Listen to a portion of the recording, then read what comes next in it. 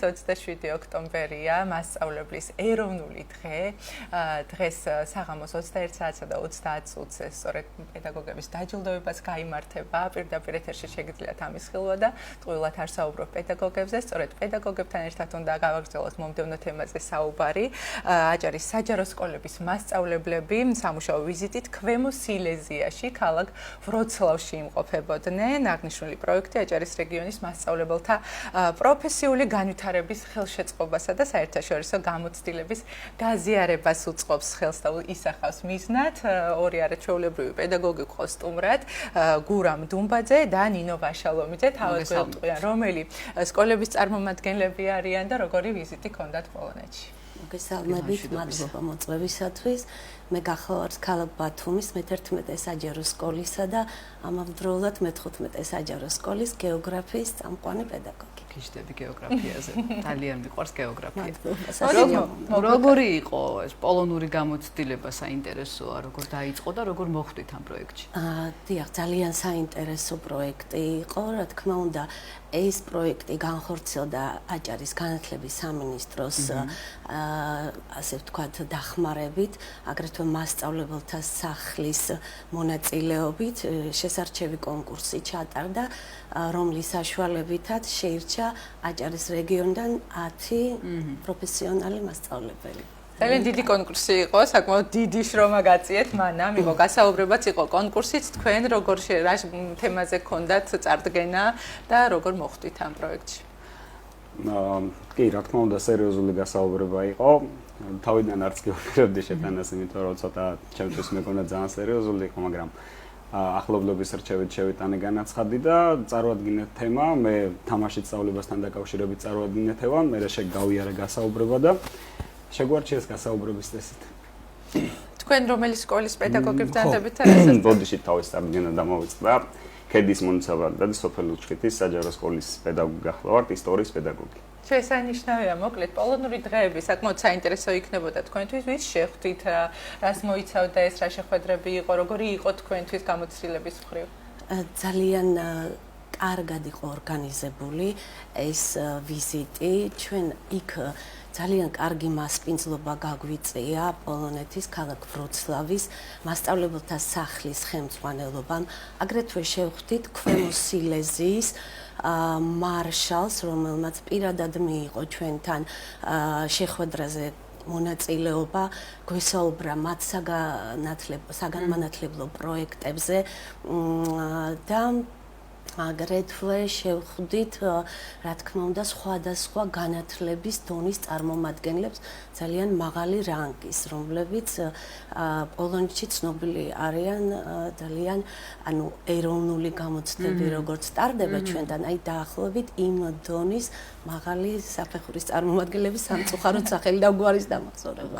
ჩვენ ვერ დავიმახსოვრებდით, ყოველთვის როდესაც ასეთი შეხვედრები ტარდება, რაღაცა შედარებითია, ჩვენ ვადარებთ ჩვენ სკოლას, ჩვენ საგაკვეთილო პროცესებს, ჩვენს მოსწავლეებს, ჩვეულებრივ, აი ყველაფერს ვადარებთ. ამ შემთხვევაში თქვენთვის რა იყო უცხო და თქვენ რა დაინახეთ განსხვავებული იქ? აი სხვათა შორის ნამდვილად ეს ვიზიტები იმიტომ არის კარგი, რომ ყოველთვის ვახდენთ სხვა ქვეყნის, ჩვენ როგორც პედაგოგებს გვაინტერესებთ, როგორი საგანმანათლებლო პროცესი მიმდინარეობს სხვა ქვეყნებში და აი ვაკვირდებოდით ბავშვებს, საგაკვეთილო პროცესებსაც, ანუ განსხვავებული რო გითხრათ, დიდი შეიძლება მეთოდები, რომლებსაც ისინი წარმოგვიდგენდნენ საგაკვეთილო პროცესებზე, ნამდვილად უცხო არ იყო ჩვენთვის. ანუ ძალიან ნაცნობი იყო, რა ვიცი, რის საკმაოდ ევროპულ განათლებას ვაძლევთ ჩვენ მომავალ თაობას შეიძლება სხვათა შორის აქვე მინდა აღვნიშნო, რომ აი გავიგეთ, რომ ისინი ძალიან კმაყოფილები არიან ჩვენი მოსწავლეების, ქართველი მოსწავლეების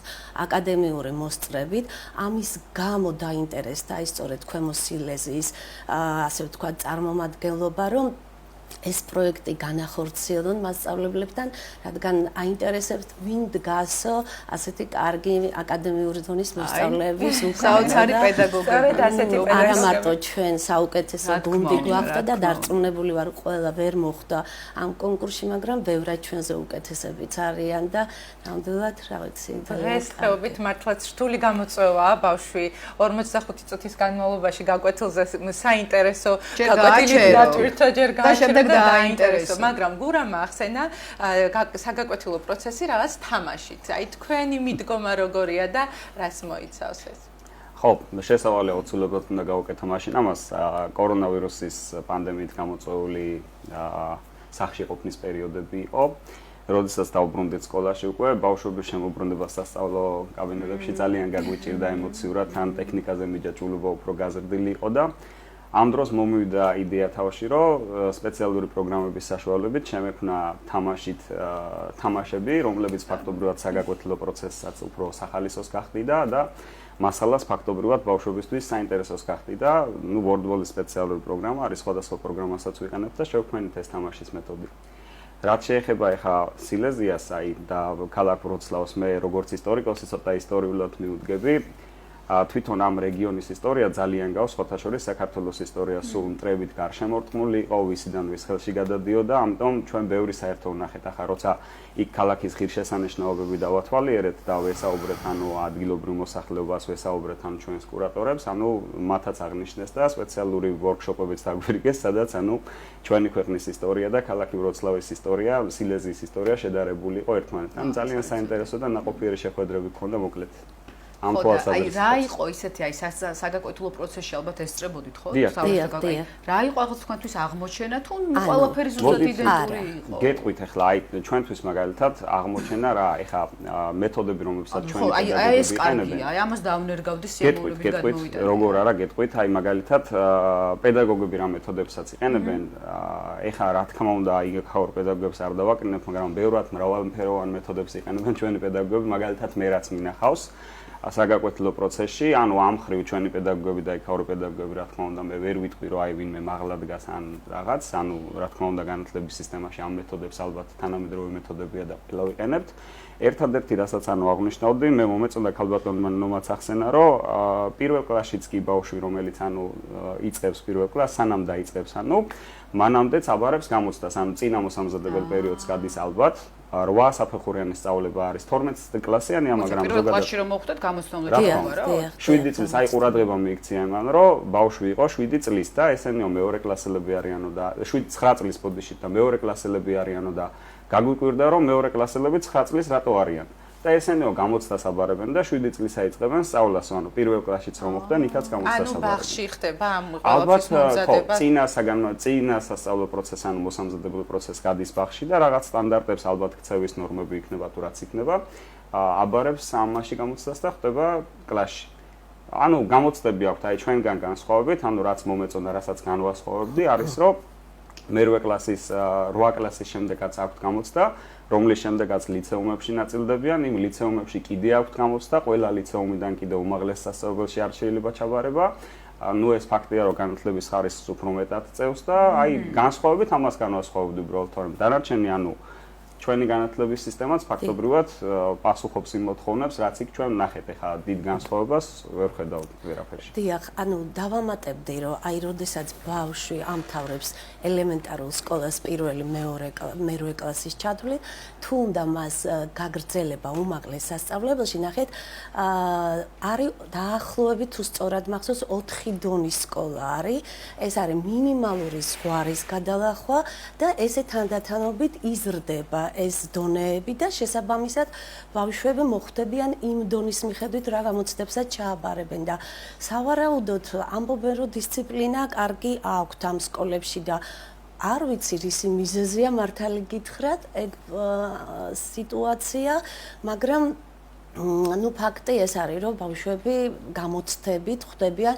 უმაღლეს სკოლებში თუ არა და მე პროფესიულ სასწავლებლებს ირჩევენ და იქაც არ ყოფილა ეს პროფესიული სასწავლებლები თავდაპირველად ისეთი პოპულარული და მე სტრესილები არ არიან ამდენი გამოცდები ხო სხვათა შორის ეგ კითხვა ანუ ჩვენ შედარება გავაკეთებთ ხა პედაგოგთა საკმაოდ ძლიერი გუნდი ვიყავით იქ სკოლაში პედაგოგების საკმაოდ ძლიერი გუნდი ვიყავით და არა ისედაც საფეხურების გამოცდები აქვს ჩვენ ეს თქვით რომ ფაქტობრივად ეხა ჩვენთან ესე ავხსენეთ რომ გამოცდები ბავშვებს სტრესავს მაგრამ ნუ განათლების ხარისხი რაც უფრო მაღლა წავა ეხა ხომ ბავშვი მე შეიძლება თავიდან დაისტრესოს რაღაცით მაგრამ სირთულეებს რომ მიეჩვევა მე ცხოვრებაში ამ სირთულეებს უფრო ადვილად გადალახავს და უფრო არ დაისტრესდება განათლების დაბალი დონე თუ ექნება და მაღალანაზღაურებად სამსახურს ვერ იშოვოს მე მგონი მე უფრო დაისტრესდება. ვიაზრებთ რომ ეს გამოცდაა და ნამდვილად გამოცდებია დავსრულებოდ შეიძლება ამ თემაზე საუბარი სამწუხაროდ საეთერო დრო აღარ გვაქვს უნდა გადავიდეთ შემდგომზე. ნინო ვაშალომიძე და გურამ დუმბაძე პედაგოგები იყვნენ ჩვენი სტუმარი და საუბრობდით პოლონურ გამოცდილებაზე. გმადლობთ.